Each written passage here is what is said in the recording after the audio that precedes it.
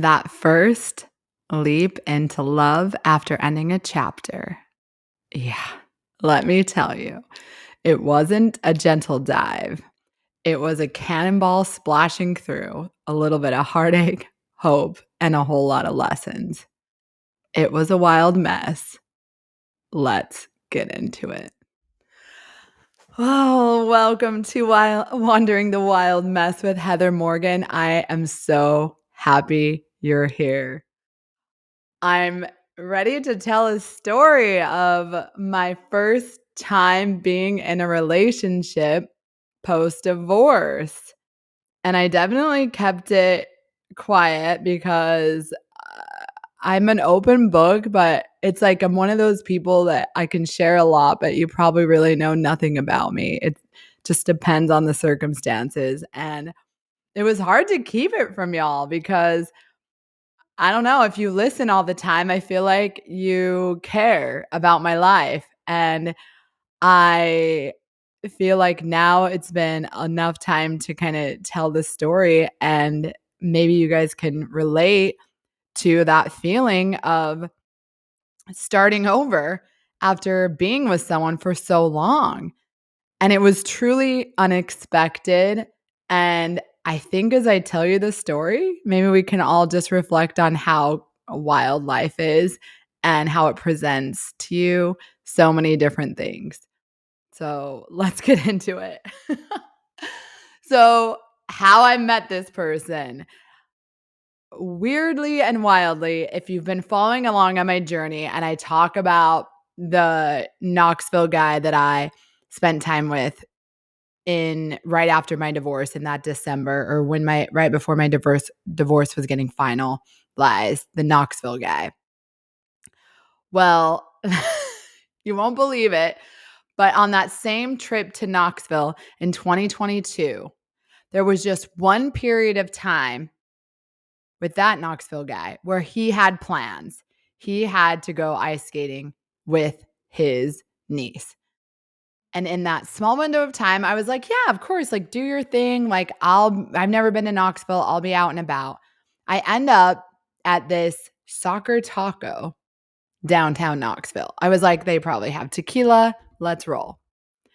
I go there and I end up talking to these people at the bar, and we're having a good time.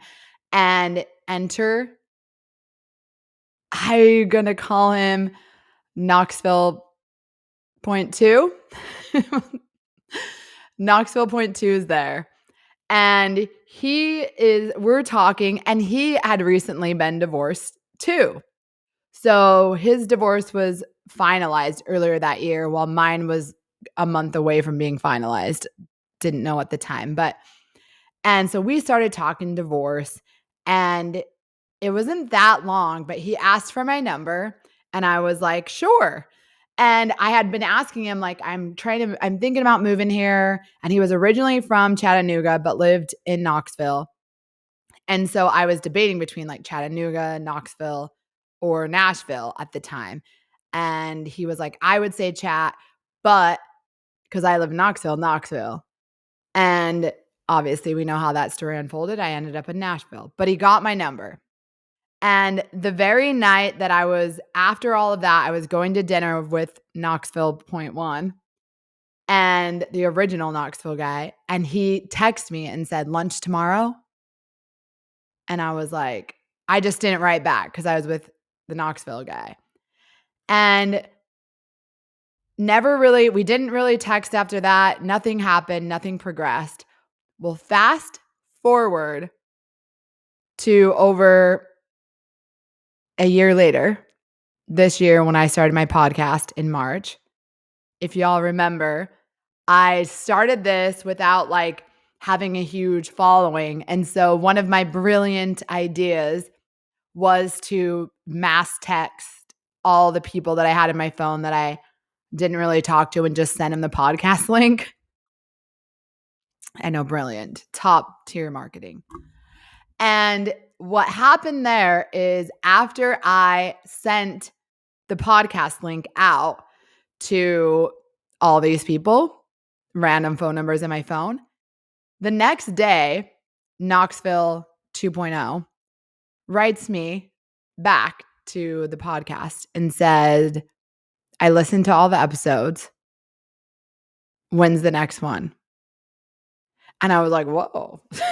Like, he's already binged all the episodes. So I was like, okay, well, and obviously I haven't talked to this man again or even ever on the phone other than like literally the 10, 15 minutes we spoke at the soccer taco.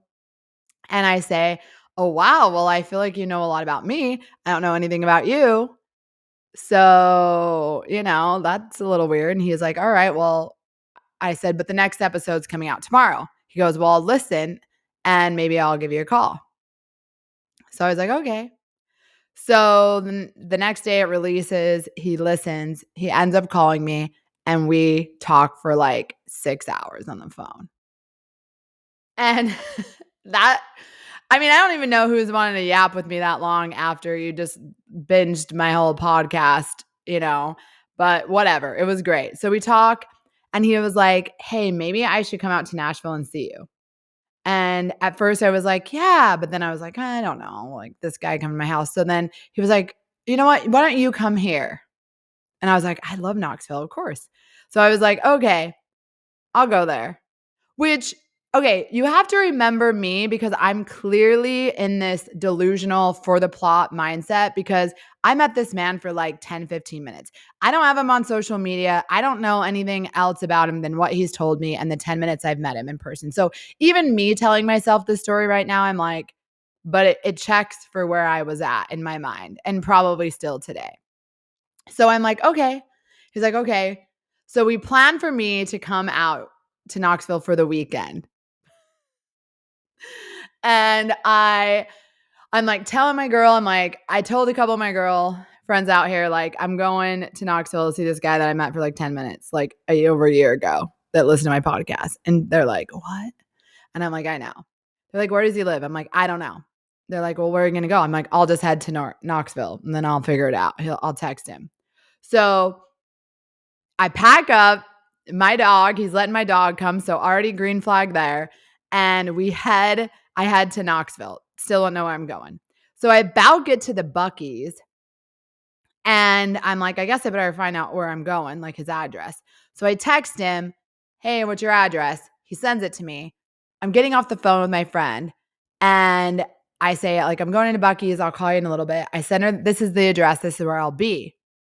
And so she calls me right back and I'm like, what the, and she's like, girl, did he tell you like lives on the lake? And I was like, no.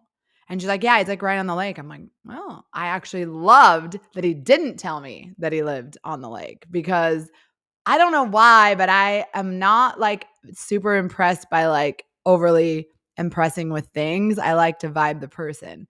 So I was like, that's cool. Who doesn't love a lake? So I get there. I get to his house. Now I know, it doesn't change anything for me in my mind. I'm just going for the plot, going for the adventure. So I get to his house, see him. I remember what he looked like in my head. Again, I was like, oh, yeah. And then we hang out. So we're just there. And he is like being the sweetest, most gentleman guy ever. And I'm just like here for it. And we end up just having a really good conversation. Like we talk all night. He cooks me dinner. And then in the morning, he's like, okay, we'll go to brunch. And I'm not like setting any expectations. I'm literally just like rolling with the flow. So in the morning, like it's pretty dark in his room. I wake up. I slept in. I didn't set an alarm. And I wake up and I walk out of the door and it's like a lake view. And I look out and he's literally like with his dog fishing on the dock. And I'm like, what is this life? Like, I love fishing. I love dogs. I love lakes. Why am I waking up and this is it? So I definitely slept in and I go down there. I'm like, what is this? He comes up. I'm in my PJs. He's already made coffee. Like it's a whole thing. And I'm like, he's like, it's a little late for brunch. Like, do you still want to go out or do you want me to make you something? I'm like, we can just have something here. Cause like granted, we're like with a lake view. Like, I don't even need to go anywhere. That's how I'm feeling. And so he's like, okay, like what would you want? And I was like, well, he's like, well, what would you get if you went to brunch? And I was like, I usually get an omelet or eggs Benedict. This man literally makes one of both. Eggs Benedict, who's even whipping that up? And an omelet. Both things. Grabs out the wine, chilled. Babe, sit. What is happening? What's happening right now? It's like, okay. And don't get me wrong, men are great and they've done lots of great things for me, but I was just like blown away. I've like met this guy like one day. And it was super, super cute. So needless to say, the whole weekend, like we went out on his boat, like he was just so cute. But I was like, I feel like this guy already loves me. And I know that sounds crazy, and I don't mean that conceitedly. I hadn't ever like, I'd kind of like been out with people, but I wasn't really like putting myself out there. Obviously, this isn't like me trying to be out there, trying to have a boyfriend of any sort, because that was not my mindset. And I'm just like, what the heck? Or like, maybe he's just like this to everybody. I don't know. So we spend the whole weekend together and it's great. And I end up like, I leave and I'm driving off. And I remember like he had went to work and I was leaving, and I think I left on a Monday. So I spent the whole weekend. And then his dog, like so cute, like got in my car and I was like, oh, I wish I could take her. She's so cute. Anyways, I leave. So then I remember talking to my friend and she's like, so like, what do you think? Like, what about this guy? And I'm like, yeah, he's great. But like, I don't know. Like, I just went there. And like, I didn't mean it rude, but I was just like, I don't know. Like, what am I supposed to do now? Like, he lives in Knoxville. He's like really, really nice. I don't know what I'm doing with that. Here we are. So I kind of thought at that point, like maybe I won't see him again. Like, I don't know. Like it was a weekend. It was what it was. It was like super duper amazing and fun. But like, I don't know. I live in Nashville. He lives in Knoxville. And we both like, I felt like we kind of bonded a little bit over our divorces, you know, like his situation was like much messier than mine. So that was like an interesting dynamic. And I just felt like, and I just didn't know. So fast forward, we keep spending time. Like he's very persistent. And honestly, I like that. I realized I really liked that he was just like all about me and just like he was just doing all these things. Like to the level of like, I love avocado toast for breakfast. And I told him that's normally what I'd eat. And when I would go see him at his house, because obviously, like, so I'd have to like come over for a few days or whatever. Like, I told him once I went to this place in Nashville that had put pickled beets on the avocado toast. And then he like bought the pickled beets. Like, I came there and he was like, oh, look what I got. Pickled beets because you like them on your avocado toast. I know. I didn't even ask for the pickled beets. I didn't even ask for them. You just provided them. Like, it was a dream. It was very much a dream. So, needless to say, I don't know what it was, but I let myself care a lot. And I'll be honest, it was like scary AF because I was like, my rational mind's like, I want to be like, of course, some guy could already like love me right away and like me so much because I'm so try to be kind to myself and be like my own hype woman and be like, yeah, of course he like. But then the logical part of me is like, he doesn't even know me that well. How does he even like me this much already? Is it really me, or is he just like escaping things in his own life? Like he's trying to like jump into something because he doesn't like how it feels to be without someone. because he had also been married like even way longer than me, but together around the same time as me and my ex-husband. And so he had been with one person like a constant in his life, thinking that that would be his life. And it was interesting because parts of talking to him about his divorce and how everything happened, I felt like I was almost talking to my ex-husband if he was dating a new. I know it was wild, but that's what it felt like. Like how shocked he must have been that that's not the life that he had anymore. And how it just changes up everything from dynamics in the family and your friendships and everything. You know, I moved away, so it made me get to move out of what that would feel like to share friends and do all those things. But he was like still really in the middle of all of that, which initially was a little bit like, I don't know if I want to call it like a red flag, but probably like an yellow one where it was just like I feel like it's got to be the right group of people to kind of manage that cuz it just depends. And there was just a lot of things I learned about myself during that time. I learned that it's so much easier to not get feelings. If you didn't know, if y'all didn't know, don't get feelings, don't get hurt. And that's been what I've been doing since my divorce because I think just thinking about hurting someone or feeling that hurt is so scary to me. So my little motto in my head to myself has been like, if you don't like me anymore, I never liked you. Like, and that might be kind of toxic. I know. I'm normally not that girl, but I'm just so like protective of my heart. I'm very scared. I'd rather just be like, let's just be friends. Like, we can just be homies. Like, I don't need to get in my feelings because I just I realize I still have to work through some fear. And interestingly enough, this man, Knoxville 2.0, told me that like when he first met me and we started hanging out, he was like, I felt like you were gonna friend zone me. Like I had to move quick because you're definitely the friend zone type, which is spot on. Spot on for me. I just would rather put a guy in the friend zone that I enjoy to be around because then I don't have to worry about what it is.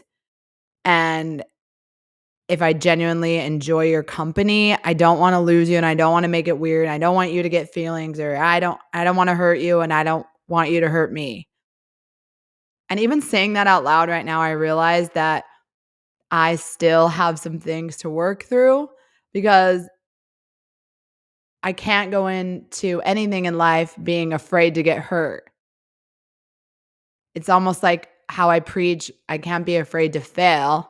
We just have to go for it and just pick it up along the way. It's that same concept. It's like if we fail, we'll get back up and it'll be fine. I know it always works out for me. So even if I have to go through a little bit of heartache, I should just go for it because love's worth it. But it's hard after divorce or being with someone for so long and knowing it feels so raw, all those emotions. And until you're kind of scabbed over that wound, you're just a little bit hesitant to put yourself in that place again. So, in this time of me having this boyfriend, it was probably only, I don't even know, 3 weeks in, he was like, asked me to be his girlfriend, which again, I have no, I don't really know what the rules are now. The rules were totally different when I was with my ex. I didn't even know if there was rules then, but now everyone has a name for everything. There's all these rules.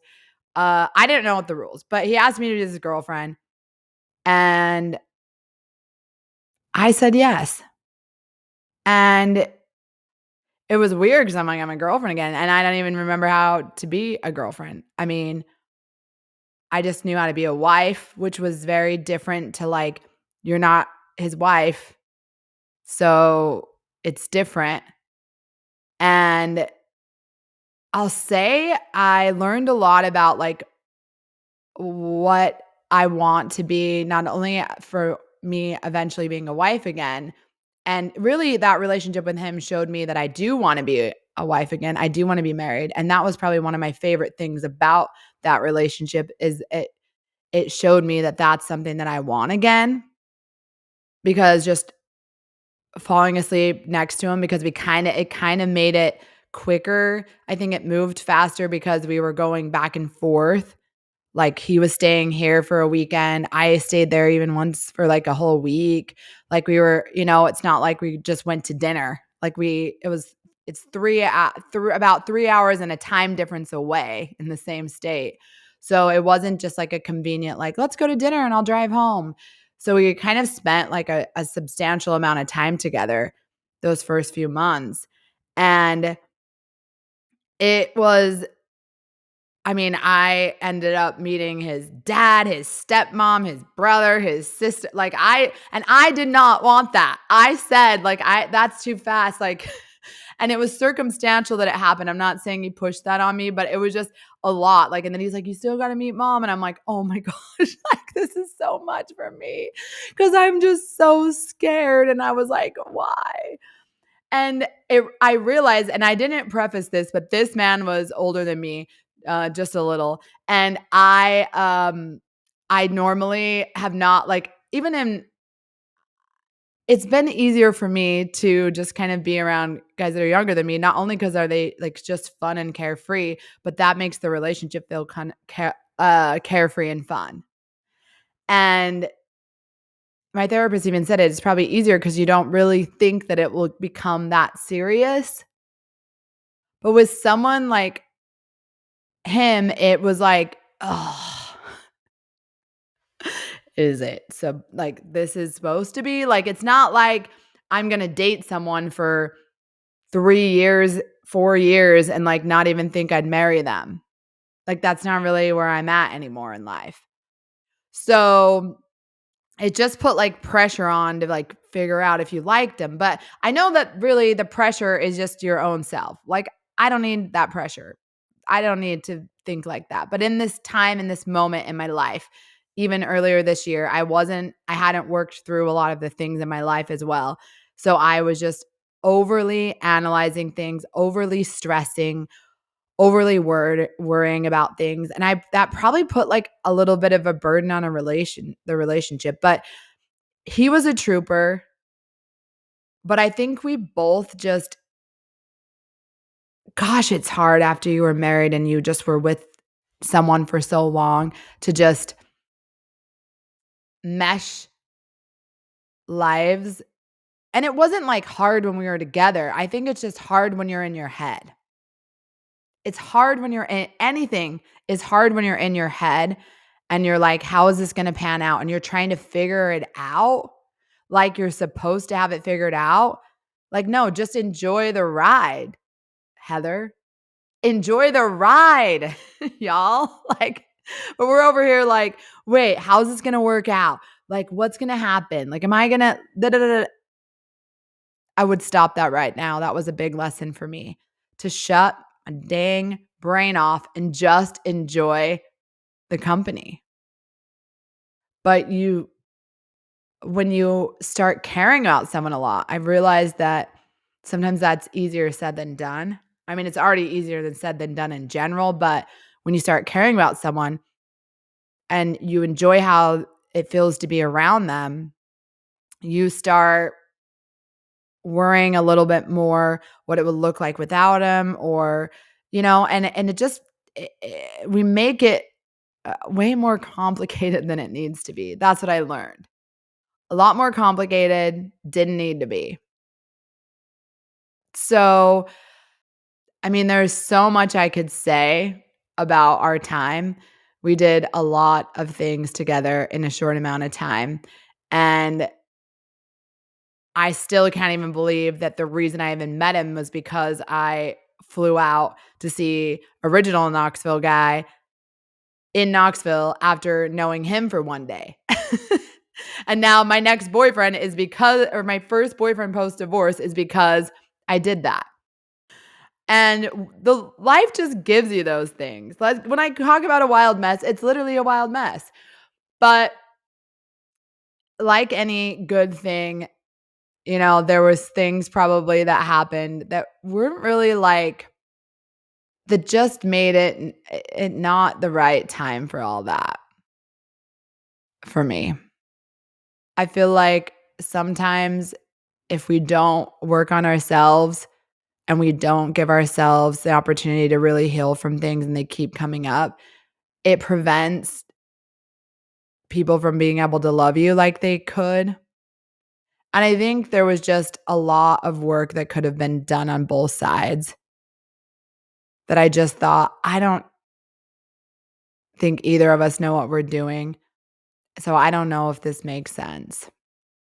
And something that I did learn in this as well that I have to just be okay with is that I'm just so much more calm, and I'm just a crier and a calm and a lover, and I'm not gonna get angry at you and, like, fight you and cause a scene and be a big deal, and some people are either used to that or want that more, and I can't be that girl, and so I think I'm happy about that, but I realize what that will be in my life. It will attract different people, or it will have certain men just maybe not think that there's passion because it's just a vibe instead of a toxic battle or a dramatized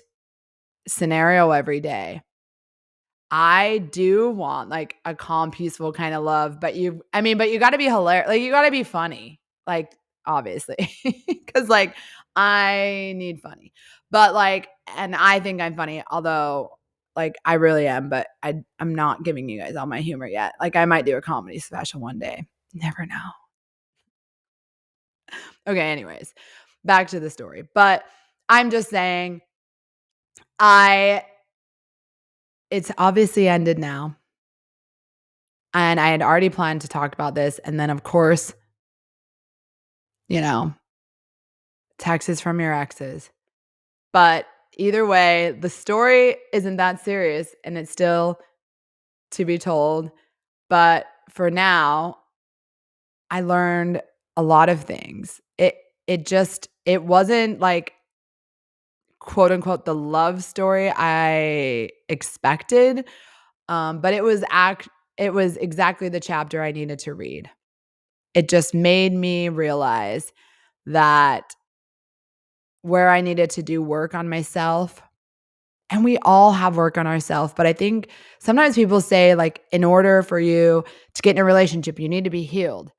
What I realized is I thought I had healed a lot of things, but I still wasn't looking for a relationship. Again, it just found me. But once I was in it, it showed me and shed light on things that I realized I needed to still work on, that I needed to get better at, if I want to be this wonderful wife again one day, then I need to fix some of the things that I didn't really notice before because it was just me, you know? So, all that to say is I'm excited for this new chapter. It's been great since. I'm not really giving timeline, but I will say, like, there's probably more stories around this person, Knoxville 2.0, and it's just good to have people in your life that can show you things you need to see. And so for that alone, I'm thankful.